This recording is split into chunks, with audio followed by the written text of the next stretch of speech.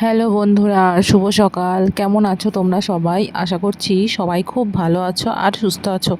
আর আমিও খুব ভালো আছি। আবারও একটা নতুন ব্লগে তোমাদেরকে জানাই অনেক স্বাগতম। তো সকালবেলা ঘুম থেকে উঠে আমি দেখো সমস্ত বাসি কাজবাজ কিন্তু করে নিয়েছি। আর সমস্ত কাজটা সেরে তারপরে আমি চলে এসেছি এই ঘরে বিছানা তুলতে। আমার অন্য আরেকটা যে রুমটা আছে ওই রুমের বিছানাটা আমি আগেই ঝেড়ে তারপরে রান্না করতে গিয়েছিলাম। আর এই ঘরে যেহেতু আমার হাজব্যান্ড আর আমার ছেলেটা ঘুমাচ্ছিল, তাই জন্য আমি দেখো এখন এসে এই ঘরটাকে ঝাড়পোছ করে নিচ্ছি। আর ওই দেখো আমার দুষ্টুটা দরজার সামনে দাঁড়িয়ে দাঁড়িয়ে ও খেলা করছিল আর কি। আমি যেই গেছি কাজটা সেরেও মাম্মাম মাম্মাম বলে চলে এসছে। তারপরে দেখো বিছানা টিছানা তুলে আমি এখন চলে আসলাম রান্নাঘরে। আমার জন্য একটু চা করে নেব আর ছেলের জন্য সুজি বানাবো।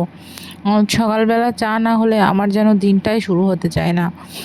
তো চাটা বানিয়ে চাটা খেয়ে নিয়ে তারপরে আমি ছেলেকে খাইয়ে দিয়ে চলে যাব রান্নাঘরে সকালে আমাদের রান্নাবান্না করার জন্য।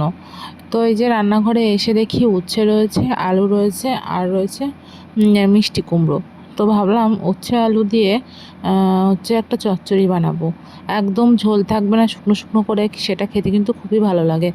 আগে জানো তো আমাদের বাড়িতে উচ্ছে কেউ সেরকম খেতে চাইতো না, আমি এরকম এই রান্নাটা করি বলে এখন টুকটাক সবাই ভালোই খায়। কিন্তু এই মিষ্টি কুমড়োটা আমি একদমই ভালোবাসি না খেতে। তো মিষ্টি কুমড়োটা রান্নার আগে আমার মনে হচ্ছিলো কেমন হবে কী জানে, কিন্তু জানো তো আজকে রান্নাটা না ভালোই হয়েছিল। আমি বেশ ভালো করেই আজকে তৃপ্তি করে খেয়েছিলাম।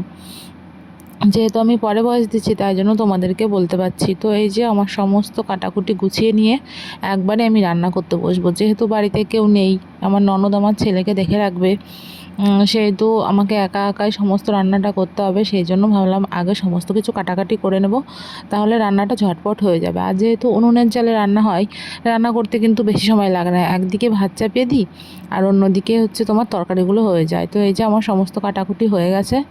আর ওই যে কচুটা দেখতে পাচ্ছ, ওটাকে সেদ্ধ দেবো। কচু সেদ্ধ কিন্তু সর্ষে বাটা দিয়ে মাখলে খুব ভালো লাগে। তো তারপরে দেখো ওই যে মাছ ছিল, আগে ভাজাই ছিল, তাও আমার একটু কেমন মনে হচ্ছিলো, তাই মাছটাকে একটুখানি ভেজে নিয়েছিলাম। নিয়ে এখন এই যে কুমড়ো দিয়ে আলু দিয়ে তরকারিটা বসিয়ে দিলাম। তো রান্নাবান্না করতে করতে অনেকটাই দেরি হয়ে যায়। আর জানো তো ওই কীরকম একটা গরম পড়ে গেছে, গরমের মধ্যে না লাগে ভালো রান্না করতে, না লাগে খেতে, মানে কিছুই ভালো লাগে না আমার। শীতের সময় না খুব ভালো ছিলাম, শীতের 3টে মাস, কিন্তু এবার শীতটা সেরকমভাবে পড়েনি। তো আমার শীতটা খুবই ভালো লাগে। তো যাই হোক, এই যে এখানে আমি রান্নাটা বসিয়ে দিয়েছি, রান্নাটা করে নিই। আর তোমরা ভিডিওটা দেখতে থাকো। আর আমার ভিডিওগুলো তোমাদের কেমন লাগে তোমরা যদি একটুখানি আমাকে জানাতে, তাহলে না আমার খুব ভালো লাগতো। মনে হয় না আমার ভিডিও কারোর ভালো লাগে, সেই জন্য কেউ আমার ভিডিওতে কমেন্ট করো না, নাকি তোমাদের কাছে আমার ভিডিও পৌঁছায় না বুঝতে পারি না। তো যাই হোক, ভালো হোক খারাপ হোক একটুখানি জানিও, তাহলে আমি চেষ্টা করব সেইগুলোকে একটু ঠিকঠাক করে দেওয়ার। তো তারপরে ওই যে রান্নাবান্না সমস্তটা করে নিচ্ছি। রান্না খাওয়া করে একটুখানি শুয়েছিলাম, তারপরে না কিছু ভিডিও ক্লিপ নিয়েছিলাম, কিন্তু ক্লিপগুলো আমি মনে হয় কখন ডিলিট করে দিয়েছি আমি বুঝতে পারিনি।